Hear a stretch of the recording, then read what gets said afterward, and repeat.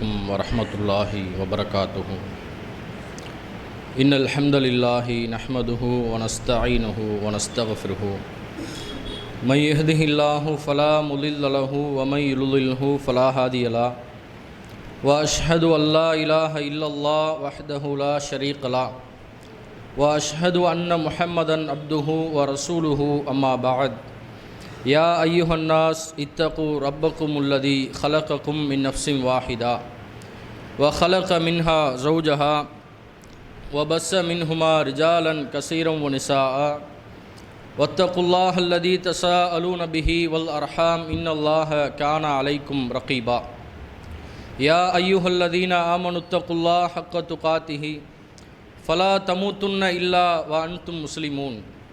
قال نبينا صلى الله عليه وسلم إن أصدق الحديث كتاب الله وخير الهدي هدي محمد صلى الله عليه وسلم وشر الأمور محدثاتها وكل محدثة بدعة وكل بدعة ضلالة وكل ضلالة في النار.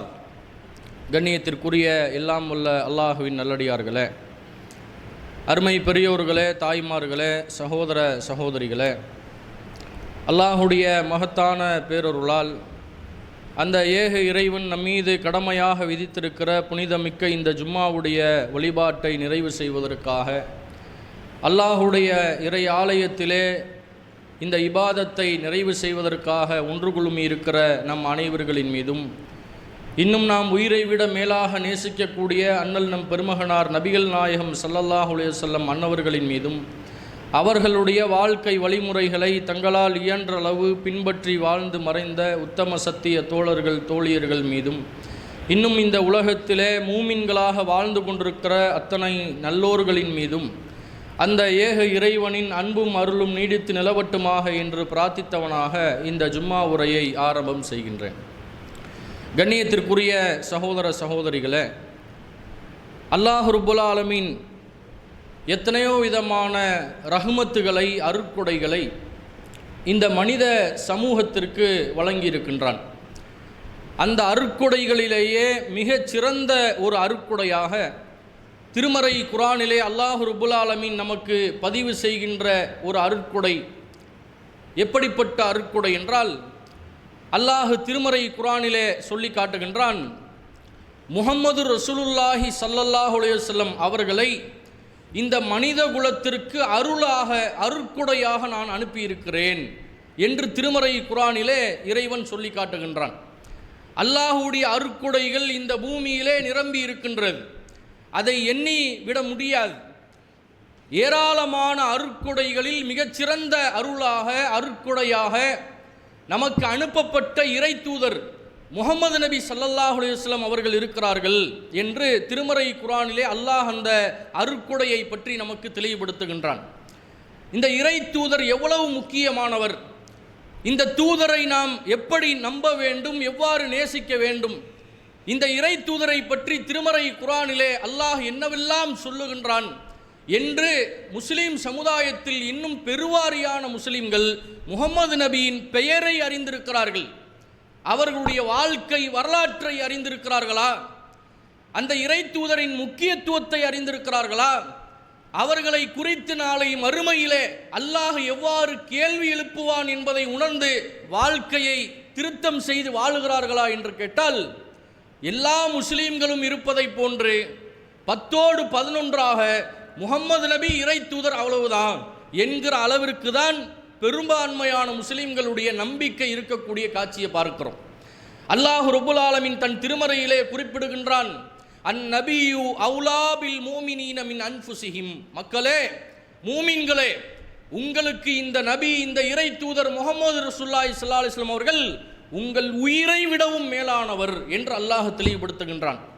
இந்த உலகத்தில் ஒரு மனிதன் அதிகமாக அக்கறை செலுத்துவது தன்னுடைய உயிர் போய்விடக்கூடாது என்பதற்காகத்தான். இந்த உயிரை பாதுகாக்க வேண்டும் என்பதற்கான ஏராளமான முயற்சிகளை மனிதன் ஈடுபடுகின்றான்.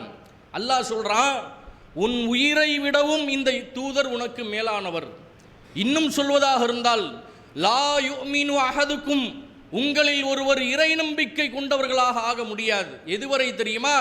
ஹத்தா அகூன அஹப்ப இலைஹி மின் வாலிதிஹி வ வலதிஹி வன்னாசி அஜ்மஈன். இந்த பூமியில் நீங்கள் நேசிக்கக்கூடிய உங்கள் மனைவிமார்கள், உங்கள் பிள்ளைகள், உங்கள் பெற்றோர்கள், இந்த உலகத்தில் உள்ள அனைவரை விடவும் இந்த இறை தூதர் முஹம்மது உங்களுக்கு நேசத்திற்குரியவராக ஆகின்ற வரைக்கும் நீங்கள் இறை நம்பிக்கை கொள்ளவே முடியாது. நீங்கள் அல்லாஹ்வை நம்பிய மூமின்களாக எப்போது ஆக முடியும் தெரியுமா? இந்த தூதர் உலகத்தில் உள்ள எல்லாவற்றையும் விட உங்களுக்கு மேலானவராக இருக்க வேண்டும் என்று அல்லாஹ் சொல்லி காட்டுறான். அந்த தூதருடைய வாழ்க்கை வரலாற்றை இந்த பூமியிலே எடுத்துரைக்க வேண்டும் என்கிற ஒரு அழகிய பிரச்சாரத்தை நம்முடைய ஜமாத்தின் சார்பாக அடுத்த கட்ட 10 மாத இலக்காக அண்ணல் நபியே அழகிய முன்மாதிரி என்கிற பிரச்சாரத்தை கையில் எடுத்திருக்கின்றோம்.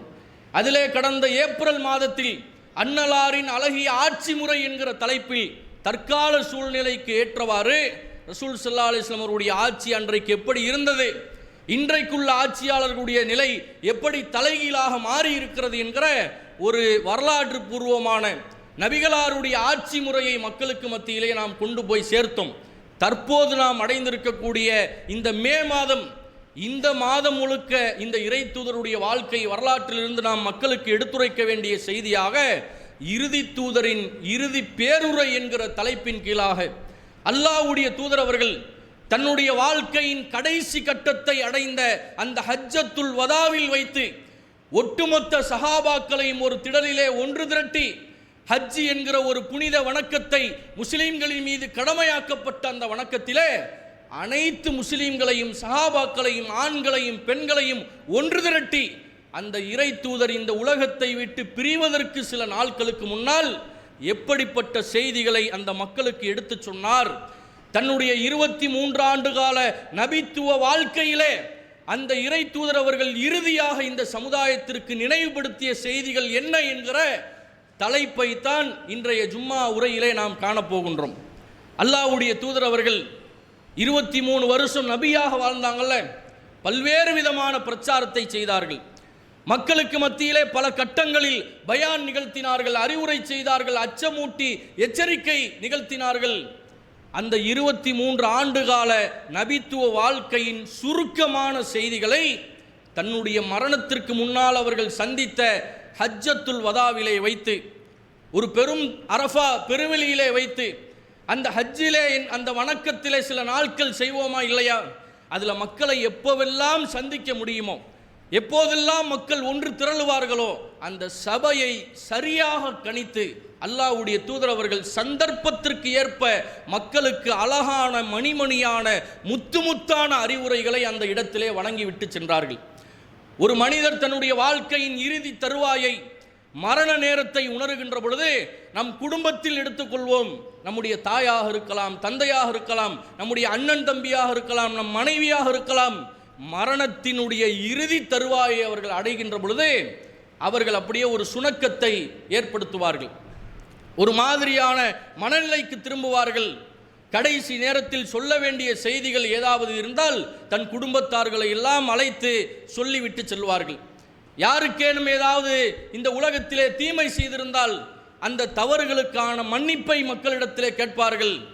தான் இந்த உலகத்திலே வாழும்போது யாருக்கேனும் ஏதாவது தீமைகளில் ஈடுபட்டிருந்தால் அது குறித்து அவர்களிடத்திலே மனமுவந்து பேசுவார்கள். அந்த மரண தருவாயை சந்திக்கும் போது வசியத்தாக சில விஷயங்களை சொல்லிவிட்டு செல்வார்கள்.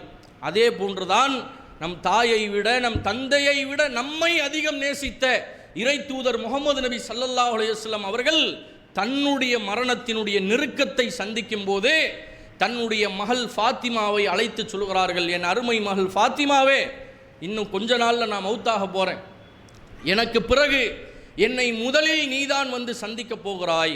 ரசூலுல்லாஹ் ஒரு ரகசியமாக அவங்கள மட்டும் பக்கத்தில் வர சொல்லி இந்த செய்தியை சொல்கிறாங்க. சொல்லிட்டு அடுத்த கட்டமாக ரசூலுல்லாஹ் சொல்கிறாங்க, நீ மரணித்து விடுவாய் என்று கவலைப்படாதே, நீதான் சொர்க்கத்தின் தலைவியாக இருக்க போகிறாய், நீ நற்செய்தி பெற்றுக்கொள் என்று தன் மகள் ஃபாத்திமாவுக்கு அல்லாஹ்வுடைய தூதர் அவங்க சொல்கிறாங்க. இதெல்லாம் ஹஜ்ஜத்துல் விதாவுக்கு முன்பு நடந்த செய்திகள். ஃபாத்திமா அவங்கள்ட்ட சொல்கிறாங்க, முதல்ல அவங்க அழுகிறாங்க. ஃபாத்திமா ரலியல்லாஹு அன்ஹா அவர்கள், என்னுடைய தந்தை மரணிக்க போகிறார், என்னுடைய தந்தையின் மரணம் நெருங்கிவிட்டது, இந்த செய்தியை ஒரு மகள் கேட்கும்போது அவங்களுடைய உள்ளம் எப்படி இருக்கும், அழுக ஆரம்பிக்கிறாங்க. அப்போ நற்செய்தி பெறுகிறார்கள், நீதான் சொர்க்கத்தின் தலைவி என்று ரசூலுல்லாஹ் அவங்களுக்கு அறிவிப்பு செய்கிறாங்க. அதற்கு பிறகுதான் இந்த ஹஜ்ஜினுடைய காலகட்டம் வருகிறது. மக்களை அழைத்து கொண்டு ரசூல் ஸல்லல்லாஹு அலைஹி வஸல்லம் அவர்கள் செல்லுகின்றார்கள். ஹஜ்ஜின் கிருகைகளை எல்லாம் நிறைவேற்றும் போது ரசூலுல்லாஹ் சொல்கிறாங்க, என் அருமை தோழர்களே, ஹுது அன்னி மனாசிகக்கும், உங்களின் இந்த ஹஜ்ஜு கிரிகைகளின் வணக்கங்களை இப்போது நான் உங்களுக்கு அறிவிக்கப் போகிறேன். என்னிடமிருந்து இந்த ஹஜ்ஜை எப்படி செய்ய வேண்டும் என்கிற வழிகாட்டுதலை நீங்கள் தெளிவாக கற்றுக்கொள்ளுங்கள். நான் உங்களுக்கு எடுத்துச் சொல்லும் செய்திகளை இந்த இடத்திலே மிக கூர்மையாக நீங்கள் கவனியுங்கள் என்று அல்லாஹ்வுடைய தூதர் அவர்கள் சொல்லிவிட்டு அந்த மக்கள் சபையிலேயும் அறிவிப்பு செய்கின்றார்கள். ஃபஇன்னி லா அத்ரி லஅல்லி பாத ஹஜ்ஜி ஹாதிஹி, இந்த ஹஜ்ஜுக்கு பிறகு உங்களிடத்தில் நான் உயிரோடு இருப்பேனா இல்லையா என்பது எனக்கு தெரியாது. அடுத்த வருட ஹஜ்ஜிலே இதே போன்ற இந்த சபையிலே உங்களை நான் சந்திப்பேனா இல்லையா என்பது எனக்கு தெரியாது. என்னுடைய இறுதி ஹஜ்ஜாகவும் இது இருக்கலாம். அதனால் என் அருமை தோழர்களே, இங்கே நான் உங்களுக்கு வழிகாட்டக்கூடிய செய்திகளை நீங்கள் ஆழமாக பற்றி பிடித்துக் கொள்ளுங்கள் என்று அல்லாஹ்வுடைய தூதர் அவர்கள் தன் சமுதாயத்திற்கு ஹஜ்ஜை பற்றியான செய்திகளை சொல்ல ஆரம்பிக்கின்றார்கள். அதில் சில வணக்க நிரல்களை கற்றுத்தருகிறார்கள். அதிலே அல்லாஹ்வுடைய தூதர் அவர்கள் சஹாபாக்களை உற்று நோக்கி சொல்லுகின்றார்கள், தோழர்களே, லா துஷ்ரிக் பில்லாஹி ஷையா, நீங்கள் அல்லாஹ்விற்கு ஒருபோதும் இணை கற்பித்து விடாதீர்கள். யார்கிட்ட ரசூலுல்லாஹ் இந்த செய்தியை சொல்றாங்கன்னு தெரியுதா? ஏகத்துவத்தின் தளபதிகளாக வாழ்ந்த நபி தோழர்கள், நபி தோழியர்கள், அல்லாஹ்விற்கு எதையும் எந்த துரும்பையும் இணை வைக்க கூடாது என்கிற கொள்கை உறுதியில் இருந்த நபி தோழர்கள், அவங்கள்ட்ட ரசூலுல்லாஹ் சொல்றாங்க, அல்லாஹ்விற்கு நீங்கள் யாரையும் இணை கற்பித்து விடாதீர்கள், அந்த ஏக இறைவனைத்தான் நீங்கள் இறுதி மூச்சு வரை வணங்க வேண்டும் என்கிற இந்த கொள்கை முழக்கத்தை அந்த ஹஜ்ஜத்துல் விதாவில் இறுதி ஹஜ்ஜில் ரசூலுல்லாஹ் சொல்றாங்க. அதற்கு பிறகு ரசூலுல்லாஹ் அப்படியே தொடர்ச்சியாக அடுக்கின்றார்கள்.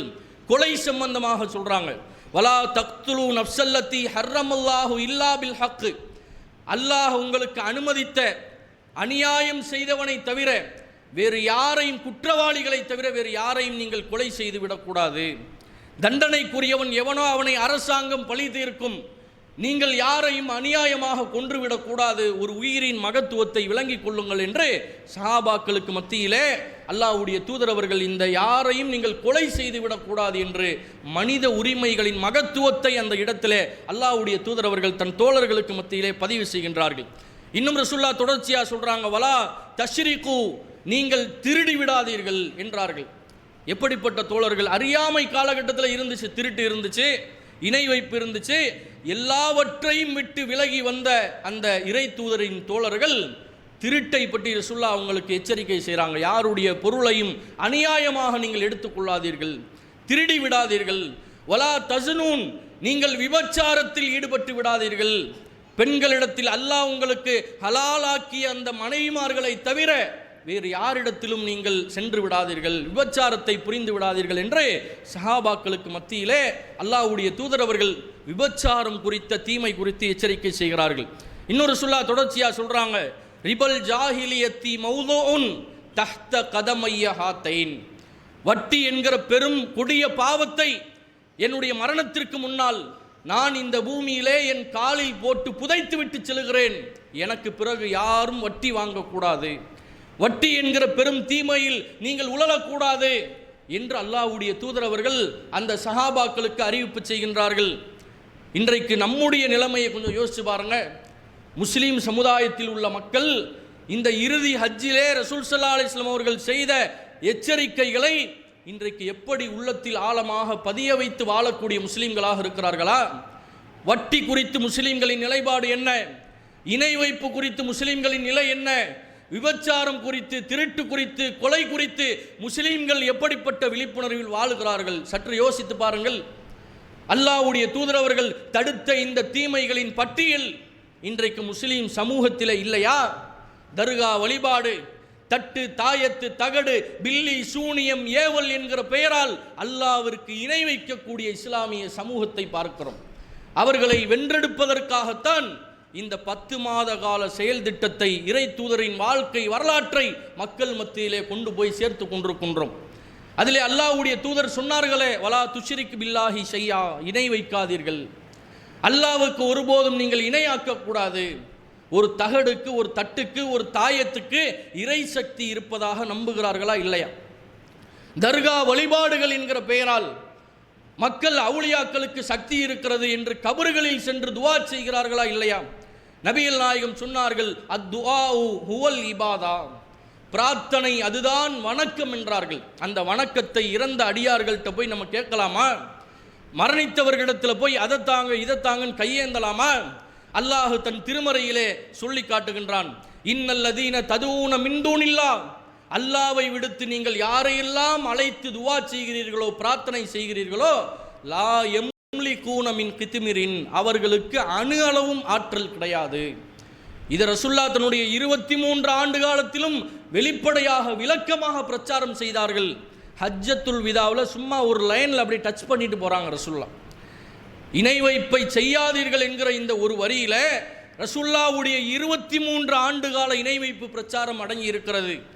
வலா தஸனூன், விபச்சாரம் செய்யாதீர்கள் என்கிற அந்த ஒரு வரி ஹஜ்ஜத்துல் விதாவின் வார்த்தையிலே 23 ஆண்டு கால கற்பொழுக்க பிரச்சாரம் அடங்கி இருக்கிறது.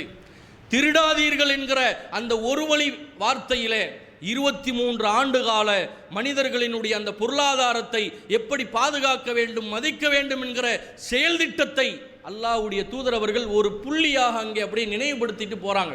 ஏன்னா எல்லா செய்தியையும் சொல்லிக்கிட்டு இருக்க முடியாதுல, இருக்கிறது கொஞ்ச நேரம், மக்களை நிறைய பேர் சந்திக்கணும், பல செய்திகளை அந்த பகுதியில் எடுத்து சொல்லணும். அதனால் தனக்கு அந்த நேரத்தில் ஞாபகம் வந்த அனைத்து விஷயங்களையும் சின்ன சின்ன பாயிண்டாக ரசூலுல்லாஹ் அப்படி சொல்லிக்கிட்டே வர்றாங்க. அதே போன்ற அந்த ஹஜ்ஜத்துல் விதாவில் இறுதி ஹஜ்ஜில் அல்லாஹ்வுடைய தூதர் அவர்கள் தெளிவுபடுத்துகின்றார்கள், குர்ஆனை பற்றி பிடிக்குமாறு இந்த சமுதாயத்திற்கு ரசூலுல்லாஹ் வசியத் செஞ்சுட்டு போகிறாங்க. அல்லாஹ்வால் இந்த மனித சமூகம் நேர்வழி பெறுவதற்காக வழங்கப்பட்ட இறைவேதம் திருக்குர்ஆன். இந்த திருமறை குர்ஆனை இன்றைக்கு முஸ்லீம் சமுதாயம் சரியாக பற்றி பிடித்து வாழுகிறார்களா? குர்ஆனை மவுத்து வீட்டில் வச்சு யாசின் ஓதிக்கிட்டு போயிட்டு இருக்கிறாங்க. திருமறை குர்ஆனை நோன்பு காலம் வந்தால் மட்டும்தான் ஓதன்னு நினச்சிக்கிட்டு இருக்கிறாங்க. திருக்குர்ஆனுடைய தொடர்பற்ற சமுதாயமாக அரபி மொழியெல்லாம் நம்ம படிக்கக்கூடாது, அதெல்லாம் நமக்கு விளங்காது, ஆலிம் சாக்கள் ஓதுவாங்க, கிராத் ஓதுவாங்க, அதை கேட்டுட்டு போவோம் என்கிற அடிப்படையில் திருக்குர்ஆனோடு தொடர்பில்லாத சமுதாயமாக இஸ்லாமிய சமூகத்தை பார்க்கிறோம். அதன் வழியிலே பல தீமைகளில், பல அனாச்சாரங்களில், பல மூட நம்பிக்கைகளில் குர்ஆனை படிக்காத காரணத்தினால் மூழ்கி இருக்கக்கூடிய சமூகத்தை இன்றைக்கு இஸ்லாமிய சமூகத்திலே பார்க்கின்றோம். நபிகள் நாயகம் ஸல்லல்லாஹு அலைஹி வஸல்லம் அவங்க சொல்றாங்க, கது தரக்து ஃபீக்கும் மா, ஒன்றை நான் உங்கள் மத்தியிலே விட்டு செல்கிறேன். அது எப்படிப்பட்டது என்றால், லன் தலில்லு பாதஹு இன் யதஸம்தும் பிஹி, அதை நீங்கள் பற்றி பிடிக்கும் காலமெல்லாம் நீங்கள் வழி தவறவே மாட்டீர்கள். அது என்ன? கித்தாபில்லா, அல்லாஹ்வுடைய வேதம். இந்த இறை வேதத்தை நீங்கள் பற்றி பிடித்து கொண்டால் ஒருபோதும் உங்களிடத்திலே வழிகேடு வராது, நீங்கள் தீமைகளுக்கு மத்தியிலே செல்ல மாட்டீர்கள் என்று ரசூலுல்லாஹ் சொல்லிட்டு அடுத்ததாக ஒரு கேள்வியை சொல்லுகின்றார்கள்.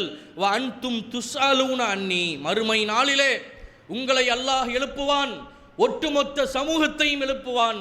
அந்த கூட்டத்திலே அல்லாஹ் என்னையும் எழுத்தி உங்கள் மத்தியிலே நிற்க வைப்பான். இறை தூதராகிய நானும் உங்கள் மத்தியிலே வந்து நிற்பேன். அந்த நேரத்திலே துஸ்அலூன அன்னி, என்னை பற்றி அல்லாஹ் உங்களிடத்திலே கேள்வி கேட்பான். இதோ இந்த முகமது நபி அவர்கள் உங்களிடத்தில் வந்தாரா? மார்க்கத்தை சொன்னாரா? உங்களுக்கு இந்த திருமறை குர்ஆனை வாசித்து காட்டினாரா? எப்படி வாழ வேண்டும், எப்படி வாழக்கூடாது, எதை செய்ய வேண்டும், எதை செய்யக்கூடாது, இந்த இறை தூதரின் போதனைகள் உங்களை வந்து அடைந்ததா இல்லையா என்று அல்லாஹ் நம் அனைவரிடத்திலேயும் கேட்பான். இதே கேள்வியை சஹாபாக்கள்கிட்ட ரசூலுல்லாஹ் நினைவுபடுத்துகிறாங்க. என்னையை பற்றி அல்லாஹ் உங்கள்கிட்ட கேட்பான். கேட்கும்போது நீங்கள் ஃபமா அன்தும் காயிலூன், என்னை பற்றி நீங்கள் அல்லாஹ்விடத்தில் என்ன சொல்ல போகிறீர்கள், என்னை குறித்து அல்லாஹ் விசாரிப்பானே உங்களை, அப்போ மறுமை நாளில் நீங்கள் என்ன சொல்லுவீர்கள் அப்படின்னு கேட்குறாங்க. உடனே அல்லாஹ்வுடைய தூதர் அவர்கள் கேட்ட அந்த கேள்வியின் போது சஹாபாக்கள் சொல்கிறார்கள், காலு நஷ்ஹது அன்னக, அல்லாஹ்வுடைய தூதரே உங்களை பற்றி நாங்கள் அல்லாஹ்விடத்திலே சாட்சி சொல்வோம், கது பல்லகத்த, நீங்கள் எங்களிடத்தில் அனைத்து வஹி செய்திகளையும் எடுத்து சொல்லிவிட்டு சென்றிருக்கிறீர்கள் என்று மறுமையில் சொல்வோம்.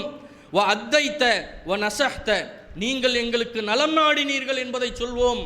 உங்களுக்கு வழங்கப்பட்ட அமானிதத்தை, பொறுப்பை சரியாக நிறைவேற்றிவிட்டீர்கள் என்று உங்களை குறித்து அல்லாஹ்விடத்திலே நாங்கள் சாட்சி பகர்வோம் என்று சஹாபாக்கள் சொல்லுகின்றார்கள். உடனே அல்லாஹ்வுடைய தூதர் அவர்கள் தன்னுடைய கை விரலை வானத்தை நோக்கி நீட்டி அந்த கூட்டத்திலே சொன்னார்கள், அல்லாஹும் அஷ்ஹத், இறைவா இதற்கு நீயே சாட்சியாக இருந்து கொள்.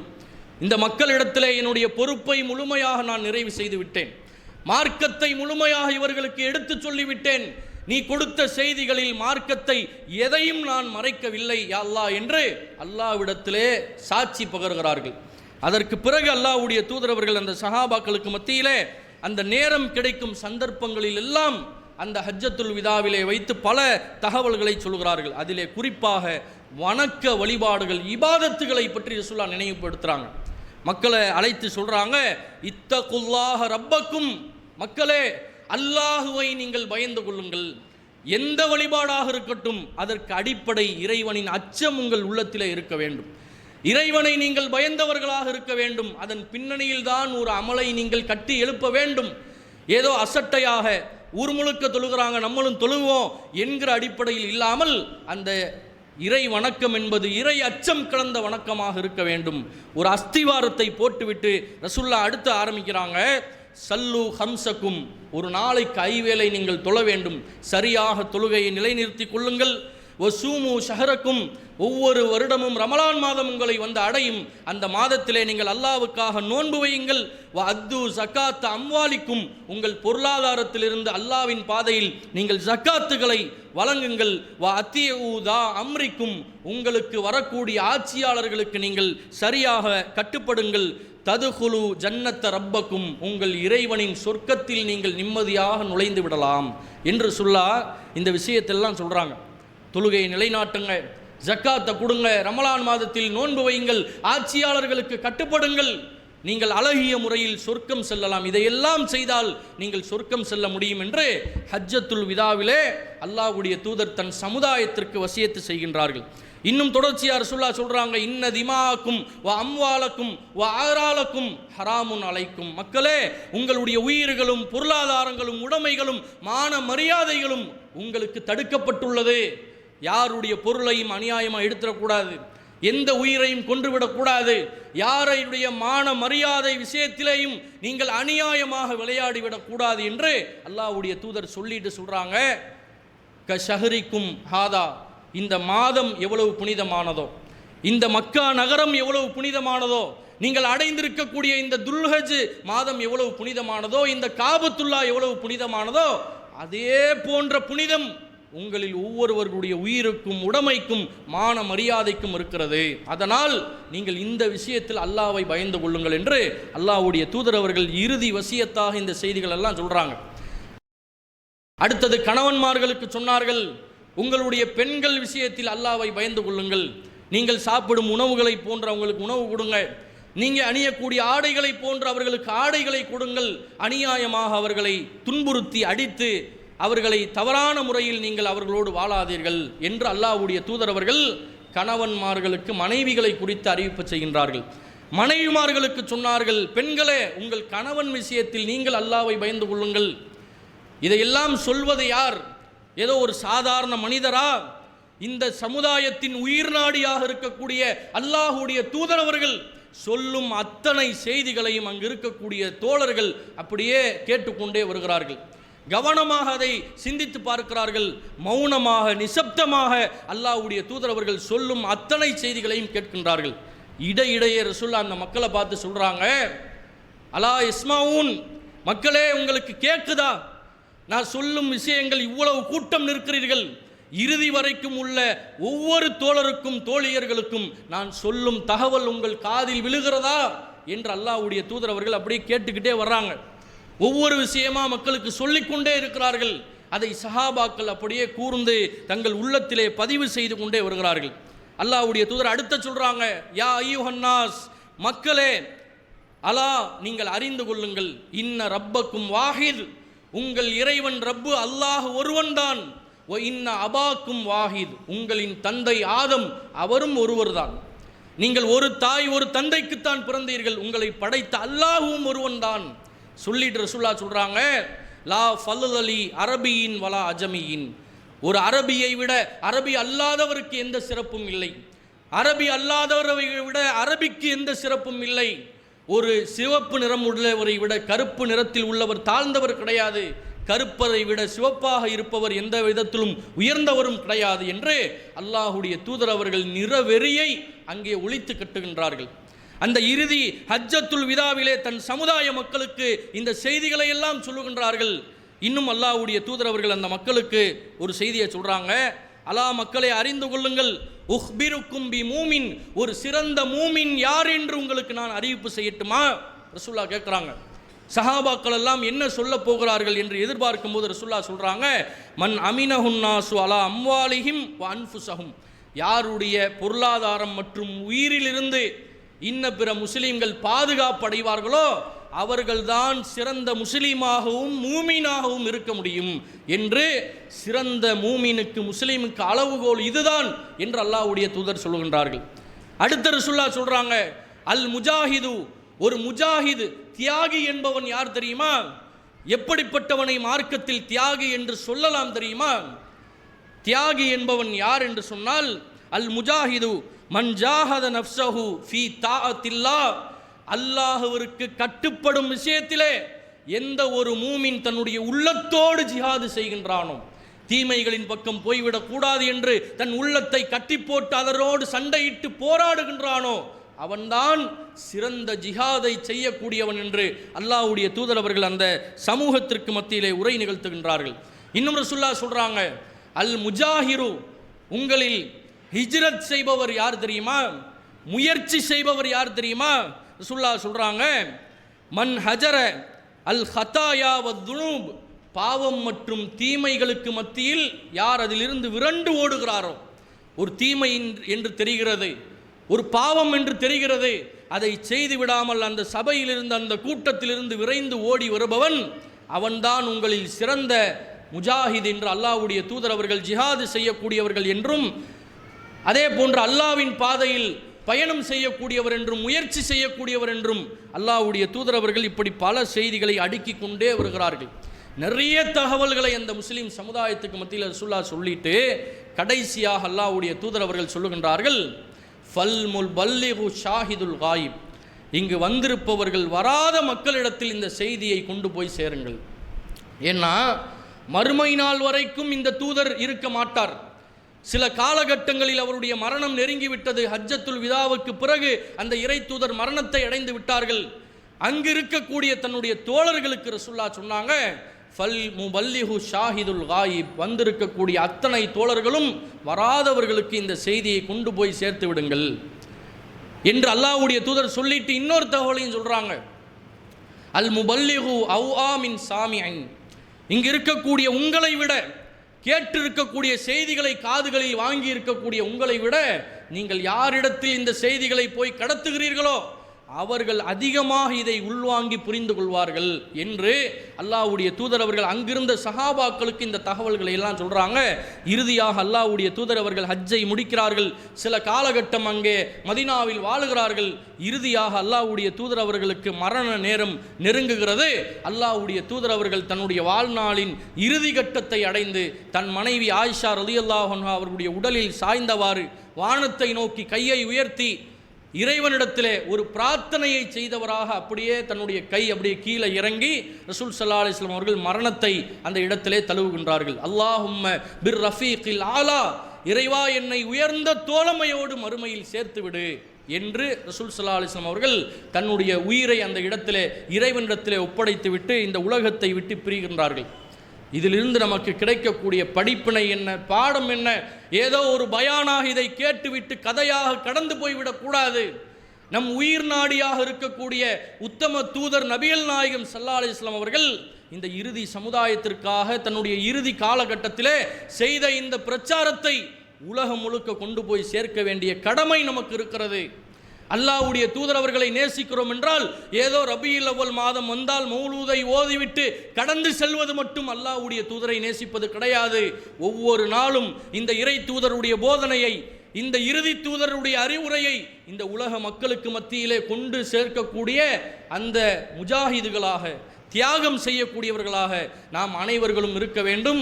எனவே இந்த இறுதி தூதரின் இறுதி அறிவுரையை நாம் அனைத்து மக்களுக்கும் எடுத்து சொல்லி அவர்களை சீர்திருத்தம் செய்து இந்த இறை தூதரோடு நாளை மறுமையிலே சொர்க்கத்தில் சங்கமிக்கக்கூடிய பாக்கியத்தை வல்ல அல்லாஹ் ரப்புல் ஆலமீன் நம் அனைவருக்கும் வழங்குவானாக என்று பிரார்த்தித்து என்னுடைய உரையை நிறைவு செய்கின்றேன். அஸ்ஸலாமு அலைக்கும் வரஹ்மத்துல்லாஹி வபரகாத்துஹு.